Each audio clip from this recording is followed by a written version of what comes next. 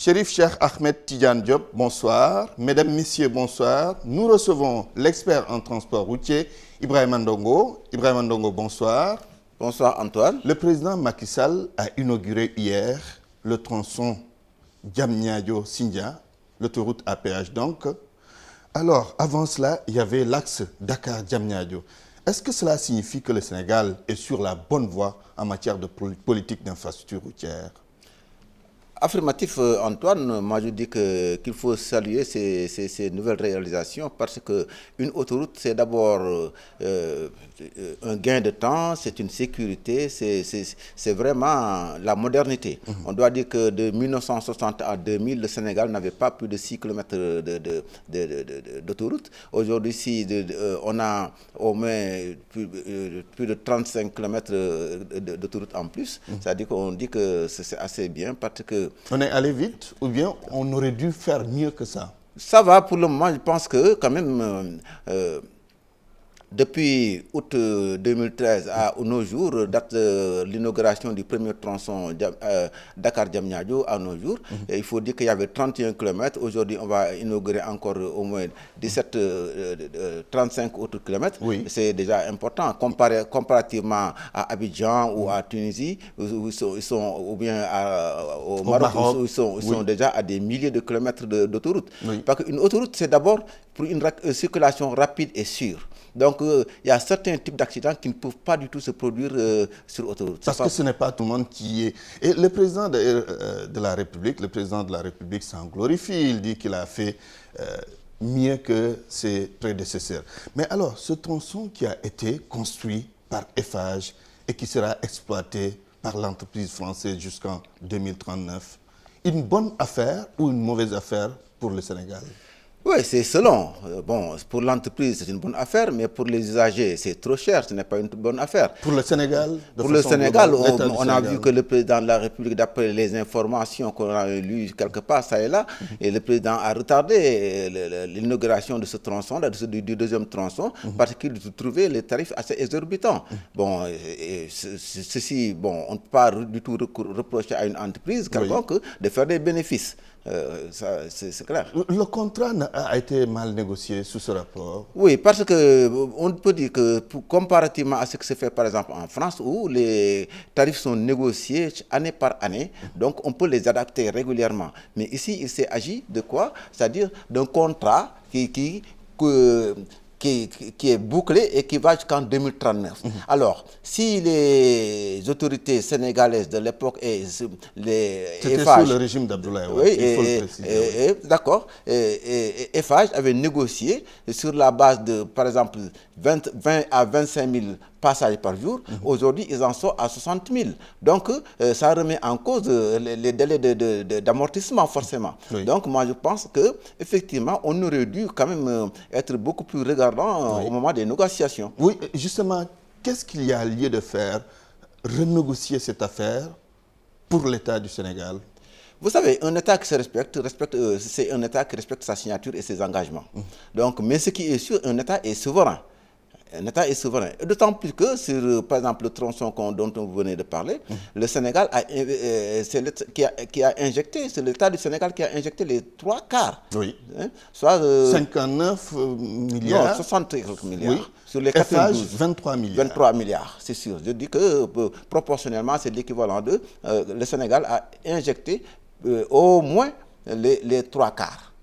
Mais ce que tout le monde se pose comme question, comment l'État du Sénégal, qui a mis plus d'argent que Eiffage, puisse quand même ne pas bénéficier carrément de cette infrastructure? Ne pas bénéficier, peut-être c'est trop dire, mais aurait dû peut-être tirer beaucoup plus profit de cette affaire. Oui, mais vous savez, moi je suis spécialiste en montage de sociétés, d'entreprises, mais ce qui est sûr, c'est qu'au minimum, ce que l'on sait, c'est qu'une entreprise, c'est l'actionnaire majoritaire qui est le patron. C'est lui qui définit la politique. Donc le Sénégal? En principe. Oui. Mais si le cahier de charge n'a pas été bien ficelé, ou bien les intérêts du Sénégal ont été sous-évalués parce que se basant sur des points de passage et non sur des chiffres d'affaires, parce que c'est ça qui était possible qu'il fallait faire, c'est-à-dire négocier sur la base de chiffres d'affaires. et d'amortissement. Là, le Sénégal aurait pu revenir à chaque année donc sur les négociations et dicter sa loi, ou bien négocier en sa faveur. Mais aujourd'hui, l'État sénégalais, donc les Sénégalais qui sont les actionnaires majoritaires, se trouvent aujourd'hui les mains liées, parce qu'un cahier de charges a été libellé de cette manière. Donc l'État, je pense qu'il doit respecter sa signature. Est-ce qu'il y a des possibilités de dessous de table, justement, vu la nature du contrat, vu la tournure des choses? Enfin, vous savez, quand on parle de dessous de table, il faut pouvoir en apporter la preuve. Ce qui est sûr, certain, c'est que ce contrat-là est dénoncé par tout le monde, y compris le président de la République, parce que lui-même reconnaît que les tarifs sont exorbitants. Donc, si c'est passé quelque chose, c'est parce que simplement, les tarifs aujourd'hui justifient que le contrat n'a pas été bien négocié. Ça veut dire que ce n'est pas le commun des Sénégalais qui peut emprunter cette autoroute?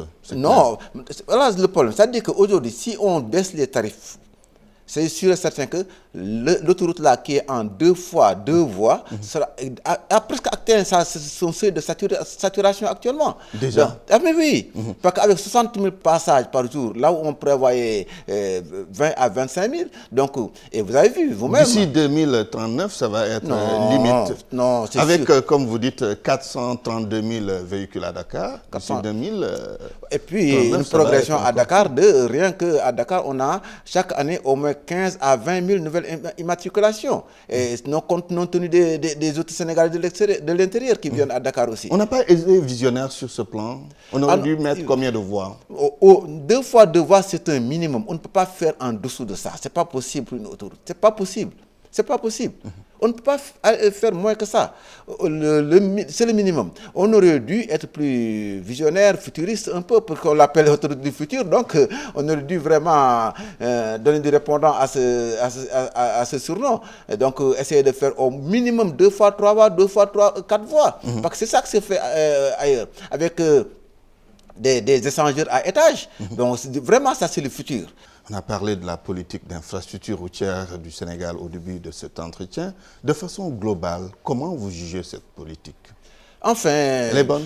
Actuellement, je crois que quand même ça va. Pourquoi? Parce que simplement, avec des initiatives telles que le prolongement du boulevard Général de Gaulle jusqu'à la route des Niayes, l'élargissement de la route des Niayes en 2 fois 2 voies jusqu'à Tivaouane-Peulh, le prolongement de la VDN qui est en cours actuellement, donc le pont, l'échangeur de l'émergence, maintenant, mais de Sénégal-Cotonou antérieurement, on a vu que c'était vraiment du pain béni, je veux dire. Ça, c'est vraiment de très bonnes réalisations. Alors, la mobilité urbaine, j'allais même dire interurbain, Dakar Dem Dikk qui a renforcé son parc automobile, Dakar Dem Dikk qui va faire du Sénégal Dem Dikk aussi. Comment vous appréciez cela?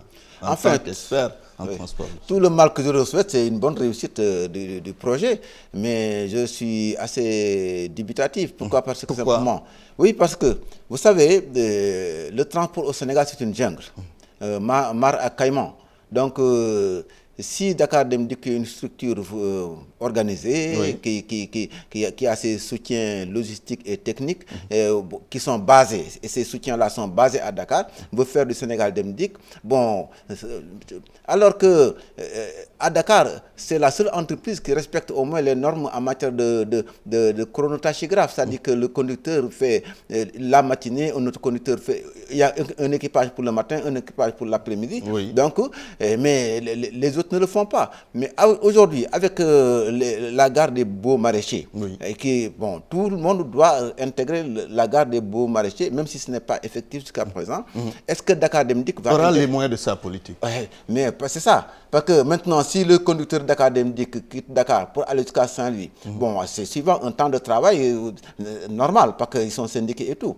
Donc, c'est des employés. Mais s'il arrive à Saint-Louis, il faut le loger à l'hôtel, peut-être, ou c'est cela. Mais au retour, est-ce qu'il va faire comme les clients, comme le font les autres et consorts? C'est assez compliqué, parce que le transport est assez désorganisé. Très bien. Le renouvellement du parc automobile, depuis longtemps, on en parle, c'est vrai. On n'a pas renouvelé le parc, mais il y a des efforts qui ont été faits avec les bus Tata, Dakar Dem Dikk qui renforce son parc automobile. Est-ce que ce n'est pas déjà une très bonne chose avant même qu'on concrétise ce qu'on a appelé le renouvellement du parc automobile. Oui, mais vous savez, Dakar Dem Dikk n'a pas encore réglé définitivement le problème urbain de Dakar. Donc, tant qu'il ne l'a pas digéré, moi je pense qu'il n'a pas encore à chercher à... les Sénégalais... à exploiter des lignes intérieures. Non, et puis au début, ce sera une exploration, simplement. Parce que je ne suis pas certain que ça pourrait continuer. Parce que disposer de bus avec des ceintures de sécurité, une place, une personne, avec les Sénégalais qui voyagent, vous savez, bon, avec plus de bagages, les bus que vous voyez actuellement, on ne peut pas dire que c'est des bus, on peut dire que c'est des cargos. Parce que ça prend aussi bien des personnes que de la marchandise, du fret. Donc, Dakar Dem Dikk, en tant que société organisée, ne pourra pas faire la même chose, doit faire mieux. Et ça va, moi, je crois que ça fera des pertes d'exploitation. Le transport de façon globale au Sénégal, comment vous le jugez? Bon, assez compliqué. Parce qu'on a vu aujourd'hui que les Jakarta ont chassé des villes les taxis urbains. Parce que rien que dans la région de Thiès et Kaolack, vous avez dans ces deux régions au moins 40 000 Jakarta qui sont exploités. Alors, qui font 3 accidents sur 4. C'est énorme. C'est énorme, c'est beaucoup même. Alors, quelle carrière peut-on faire étant conducteur de Jakarta? C'est pas possible. Et ça détourne Peut-être c'est juste passager pour ces jeunes-là qui sont désœuvrés, qui n'ont pas de travail. Mais justement, mais est-ce qu'ils s'en sortent? Parce que aller à Thiès, à l'hôpital, mais c'est pas officiel, mais il y a un couloir appelé couloir Jakarta. C'est pas officiel, pas une appellation. Avec beaucoup d'accidentés de ces motos Jakarta. Donc, c'est assez compliqué. Aujourd'hui, des Jakarta, en passant par les clando, les Ndiagandiaï, les Carapides, les Tata, parce que le parc Tata qu'on attendait, aujourd'hui, se limite à peu près à moins de 1500 véhicules sur au moins 9000 qu'on attendait. Depuis 2006 à nos jours, quand même, c'est-à-dire que... Le gap est encore là. Oui, c'est assez timide, mais vous avez vu, les transporteurs qui retapent les cars rapides, qui sont vraiment aux couleurs modernes, et puis tout cela. Donc, ce n'est pas demain que les choses vont changer. Non, mais l'État fait des efforts. Mais est-ce qu'aujourd'hui, les transporteurs sont capables de prendre en charge leur destinée? Parce qu'on ne parle plus de transporteurs maintenant, on parle d'industrie de transport, c'est ça le terme qui est utilisé partout dans le monde. Mais ça demande une organisation, une administration, des services techniques et consorts. Mais allez voir, à dehors de Dakar Dem Dikk, quel est le transporteur qui est aussi organisé? Presque pas.